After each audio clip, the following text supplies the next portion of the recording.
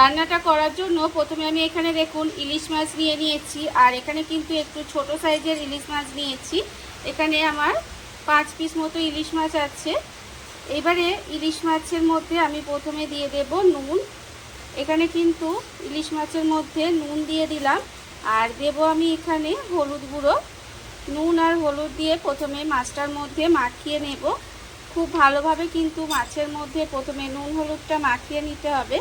আর আমি প্রতিদিনের মতো আপনাদের একটা কথাই বলবো যে প্লিজ আমার ভিডিওটা আপনারা টেনে টেনে দেখবেন না, পুরো ভিডিওটা দেখুন, আশা করি আপনাদের ভালো লাগবে। দেখুন মাছের মধ্যে কিন্তু প্রথমে নুন হলুদটা খুব ভালোভাবে মাখিয়ে নিতে হবে, এইভাবে যাতে নুন হলুদটা মাছের মধ্যে খুব ভালোভাবে ঢুকে যায়। আমি কিন্তু মাছের মধ্যে এটা মাখিয়ে 10 থেকে 15 মিনিট মতো রেখে দেব। রেখে দিয়ে তারপরে কিন্তু আমি রান্নাটা করব। দেখুন এইভাবে আমি সুন্দর করে মাখিয়ে নিলাম। এইবারে এটাকে কিন্তু 15 মিনিট মতো রেখে দেব। মাছটা আমি এখানে 15 মিনিট মতো রেখে দিয়েছি, আর দেখুন এটা হয়ে গেছে। আর অন্যদিকে কিন্তু আমি গ্যাসটা অন করে একটা কড়া বসিয়ে দিয়েছি। এইবারে আমি রান্নাটা করব, তার জন্য দিয়ে দেব সর্ষের তেল। যেহেতু আমি এখানে ইলিশ মাছ রান্না করব, সেই জন্য কিন্তু সর্ষের তেলেই করব, আর আপনারাও চেষ্টা করবেন সর্ষের তেলে করার। তেলটা দেখুন এখানে প্রথমে কিন্তু খুব ভালোভাবে গরম করে নিতে হবে। তেলটা আমি এখানে প্রথমে গরম করে নেব। তেলটা আমার এখানে গরম হয়ে গেছে। তেলটা আমি এখানে খুব ভালোভাবে গরম করে নিয়েছি। এইবার আমি এর মধ্যে দিয়ে দেব প্রথমে কালো জিরে ফোড়ন দেব। আমি খুব অল্প পরিমাণে এখানে কালো জিরে ফোড়ন দিলাম। দেখুন কালো জিরেটা যখন একটু ভাজা হয়ে যাবে, তখন আমি এর মধ্যে দিয়ে দেব দুটো কাঁচা লঙ্কা। দুটো কাঁচা লঙ্কাও কিন্তু এইভাবে তেলের মধ্যে দিয়ে দিলাম। রান্নাটা করা কিন্তু ভীষণই সহজ, খুব কম সময় কম উপকরণে রান্নাটা হয়ে যায়, অথচ খেতে কিন্তু ভীষণই ভালো লাগে। এইবারে আমি এর মধ্যে দিয়ে দিলাম টমেটো। এখানে কিন্তু খুব বেশি টমেটো দেওয়ার দরকার নেই, একটা মাঝারি সাইজের টমেটোর আধখানা আমি এখানে দিয়েছি। দিয়ে একটু তেলের মধ্যে টমেটোটা দিয়েও কিন্তু একটু নেড়ে ছেড়ে নিতে হবে। দেখুন টমেটোটা আমি দিয়ে কিন্তু একটু সময় নাড়াচাড়া করে নিয়েছি। এবার আমি এর মধ্যে দিয়ে দেব নুন। এখানে আন্দাজ মতো নুন দিয়ে দিলাম, আর দেব আমি এখানে হলুদের গুঁড়ো। হলুদের গুঁড়োটাও কিন্তু এখানে 1/4 চামচ মতো হলুদের গুঁড়ো দিলাম। দিয়ে আবারও কিন্তু এই তেলের মধ্যে একটু কষিয়ে নেব। এইভাবে তেলের মধ্যে কিন্তু একটু সময় কষিয়ে নিতে হবে। আর যেহেতু আমি এখানে কাঁচা ইলিশ রান্না করব, তাই কিন্তু মাছটা এখানে ভাজিনি, আপনারা দেখতেই পেলেন। দেখুন আমি কিন্তু একটু সময় তেলের মধ্যে নুন হলুদটা দিয়ে কষিয়ে নিয়েছি। কষানো কিন্তু হয়ে গেছে। এটা কিন্তু বেশি কষানোর দরকার নেই, জাস্ট একটু তেলের মধ্যে নেড়ে নিলেই হবে। এটা কষানো হয়ে গেছে। এইবার আমি এর মধ্যে দিয়ে দেব জল। এখানে কিন্তু পরিমাণ মতো জল দিয়ে দিতে হবে। দেখুন আমি কিন্তু এখানে পরিমাণ মতো জল দিয়ে দিলাম। জলটা দিয়ে এবারে খুব ভালোভাবে কিন্তু এটাকে একটু ফুটতে দেব। এটা কিন্তু খুব ভালোভাবে ফুটিয়ে নিতে হবে। আর যারা আমার নতুন বন্ধু পুরনো বন্ধু আছেন, তাদের বলছি আমার তরফ থেকে আপনাদের অনেক অনেক ভালোবাসা।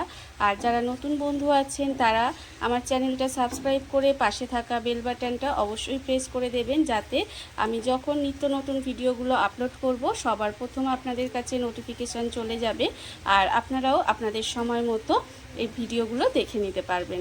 দেখুন আমি কিন্তু জল দিয়ে দিয়েছি, আর খুব বেশি জল দিইনি, সেটা আপনারা দেখতেই পাচ্ছেন।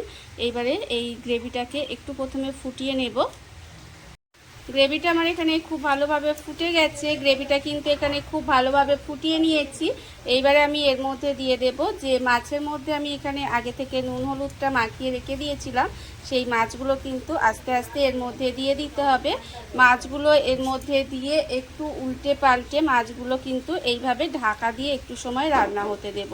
দেখুন মাছগুলো আমি এখানে দিয়ে দিয়েছি, দিয়ে একটু উল্টিয়ে পাল্টিয়ে রান্না করে নেব।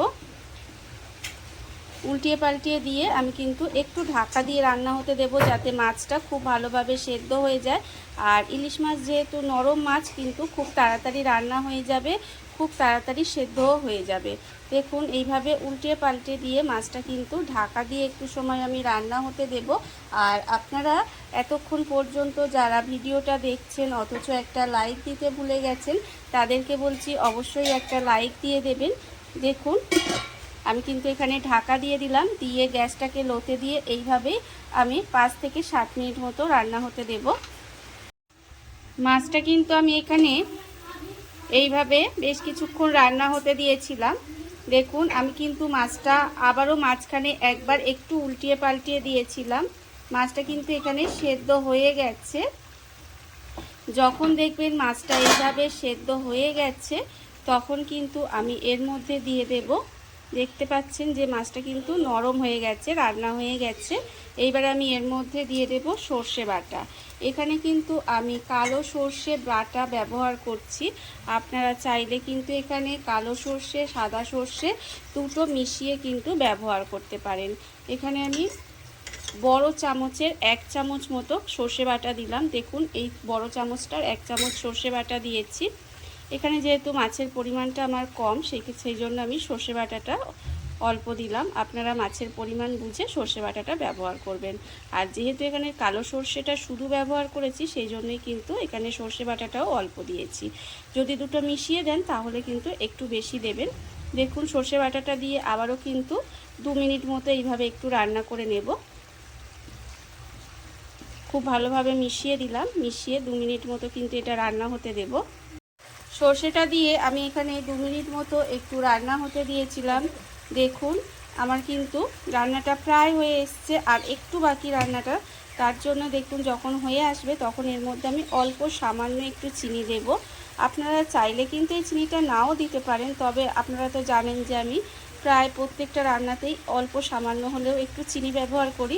এতে কি হয়, রান্নাটা কিন্তু মিষ্টি হবে না, অথচ স্বাদের একটা ব্যালেন্স হবে আর খেতেও কিন্তু ভালো লাগবে। দেখুন সামান্য একটু কিন্তু আপনাদের দেখালাম যে কতটুকু আমি চিনি ব্যবহার করেছি, ওইটুকু চিনি আমি দিয়ে দিয়েছি। দিয়ে কিন্তু আমি একটু মিশিয়ে দিলাম। এইবারে আর কিছুই না, আমার রান্না প্রায় হয়ে গেছে। ওপর থেকে তেলটাও আস্তে আস্তে ভেসে আসছে। যখন ঠিক এই সময় রান্নাটা হয়ে যাবে তখন এর মধ্যে দিয়ে দেব 2টো চেরা কাঁচা লঙ্কা, আর দেব আমি এখানে দেব কাঁচা সর্ষের তেল। ওপর থেকে আমি একটু কাঁচা সর্ষের তেল দিয়ে দেব।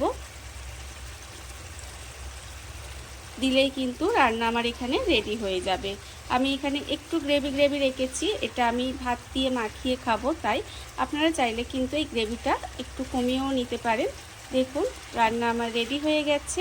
এবার আমি গ্যাসটা অফ করে দেব আর আপনাদের পরিবেশন করে দেখাবো ঠিক কেমন হলো। দেখুন বন্ধুরা, বাড়িতে থাকা কত অল্প উপকরণে কত অল্প সময় কত সুন্দর একটা ইলিশ মাছের রেসিপি বা কাঁচা ইলিশের রেসিপিও বলতে পারেন তৈরি হয়ে গেছে। আপনারা দেখতেই পেলেন, আর এটা কিন্তু খেতে অসম্ভব সুন্দর হয়। এইভাবে আপনারাও একদিন হলেও বাড়িতে বানিয়ে দেখতে পারেন। আর এই ভিডিওটা যদি আপনাদের ভালো লেগে থাকে, আপনারা যদি ফেসবুক থেকে দেখে থাকেন পেজটি ফলো করে দেওয়ার অনুরোধ রইল, আর যদি ইউটিউব থেকে দেখে থাকেন চ্যানেলটি সাবস্ক্রাইব করে নেওয়ার অনুরোধ রইল। তাহলে চলুন ভিডিওটা আমি এখানেই শেষ করছি। আপনারা সবাই ভালো থাকবেন, সুস্থ থাকবেন। আবারও হাজির হব নতুন কোনো রান্না নিয়ে।